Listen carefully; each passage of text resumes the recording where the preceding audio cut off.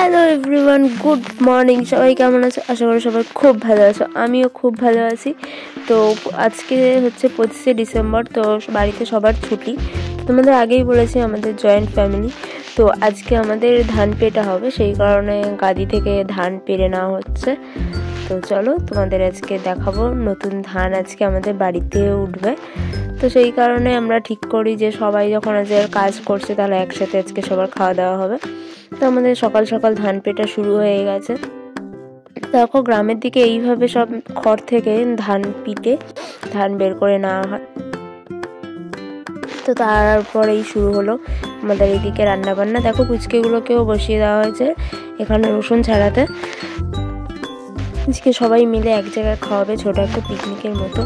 তো পিকনিক বলা যায় না, পিকনিকের মতো অত আয়োজন হয়তো হচ্ছে না, হয়তো একটা তরকারি ভাত এরকম হবে।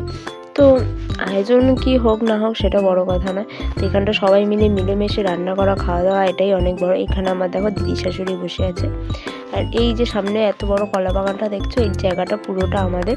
তো আজকে আমরা ঠিক করি কলা পাতায় খাওয়া দাওয়া হবে। তো আমরা যাচ্ছি, আমি আর আমার বর যাচ্ছি কলা পাতা কাটতে। আর এই দেখো কলা পাতা কেটে নিয়ে চলে এসেছি, আর এখন আমি খেতে বসেছি। তো রান্না হচ্ছে ডাল, আর হচ্ছে তোমার চিংড়ি দিয়ে বাঁধাকপির তরকারি আর মাংস। সিম্পল খাওয়া দাওয়া। তো আমরা খাওয়া দাওয়া সেরে নিই।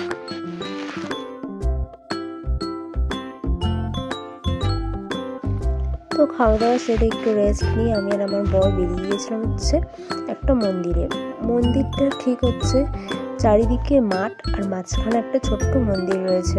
তো মন্দিরটা সবাই বলে খুব জাগ্রত। তো প্রত্যেক বছর যখন পুজো হয় তো আমরা একবার অন্তত ঘুরে আসি।